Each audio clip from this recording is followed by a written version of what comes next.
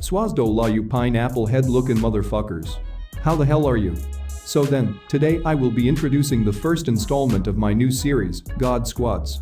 My intention with this series is to show you guys some fun to play squad setups to help you enjoy the game more and better understand Warframe mechanics.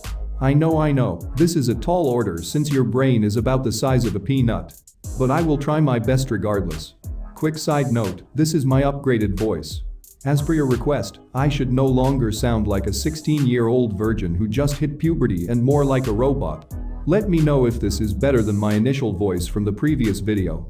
So then, let's get this show on the road.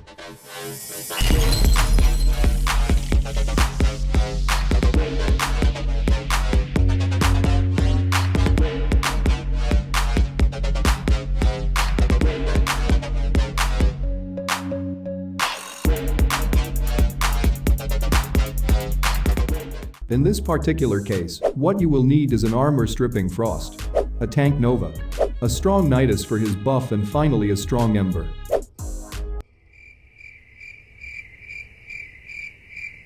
Yes, I said Ember. And no, of course I totally did not insist on Ember to give the haters a big fat curveball to choke on.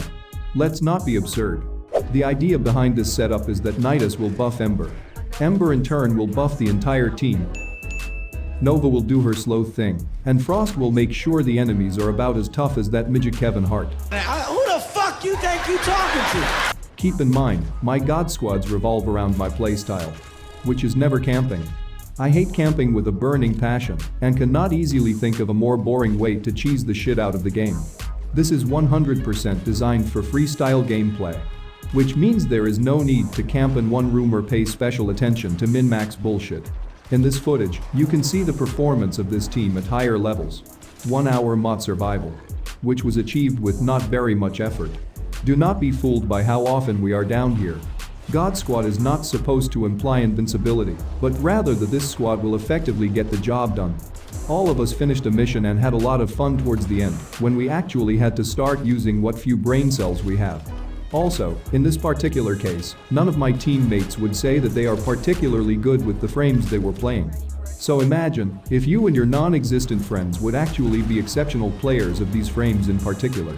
Your potential would be virtually limitless. This God Squad, like most I will be showing in the future, can be used for any mission type the game has to offer. I would almost say that this would probably be most savage in defense missions though. Now then, allow me to tell you what each player of this setup should strive to do in terms of roles. If you happen to need more details on each individual role, I do actually have videos online that showcase the right build you will need. I will link a few of them at the end of this video, so sit tight for now. The Nidus should do the usual Nidus things. Helping with crowd control by using his Spaghetti AIDS ability. Dropping healing goo from time to time, so the team has less trouble staying alive, and most importantly, staying linked to Ember to keep her buffed like a mofo. The designated Ember player, which was me in this case, probably has the most demanding role in this squad setup. You will want to use the same or at least a similar build as the one I presented in my How to Not Be a Shitty Ember video. Using Fireball Augment to buff ally damage, while also spreading accelerant like shady douchebags, spread roofies at parties. That will make the enemies take quite a bit more fire damage, which will benefit the entire team, since Ember will be also buffing their fire damage on their weapons. On a side note, you may want to consider using a Rakta weapon that you can acquire from Red Veil. In my case, I used the Rakta Cernos because it happens to be my favorite bow. Why though?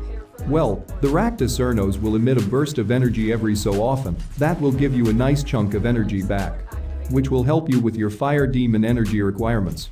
Nova should be slowing down the entire goddamn map with Molecular Prime, which will also allow enemies to take far more damage in general. It helps to be a tanky Nova simply so she is less of a squishy liability and more of a death dealer. And finally, the Frost player. If you are the Frost in this squad, you will need at least 250% power strength, which will allow you to instantly strip all enemy armor with your 4th ability. We all know that enemy armor is probably by far the most annoying damage resistance in the game. So if they have no armor to begin with, then even Ember's shitty fire damage can suddenly kill every bastard that gets too close to her. Okay then. That is pretty much all I have to say about this God Squad. If you are half as good at being creative in Warframe as you are with talking shit, I have no doubt you will be able to perfect this setup and go far beyond the 1 hour mark of survival missions. Feel free to give this a try and let me know how you enjoyed it. Also, I would appreciate some feedback on how you sexy bastards like this new series and what you might like me to include in future installments. Since I believe I can say I have pretty much mastered every Warframe to the point where I can do any mission with any of them, I could virtually present hundreds of fun squad setups for you guys to give a shot when you get bored. Which is probably all the time because Warframe offers us so much to do. Yes. That was me being a sarcastic prick. You're welcome. Now it is time to like and subscribe to this shitty channel. And fuck off.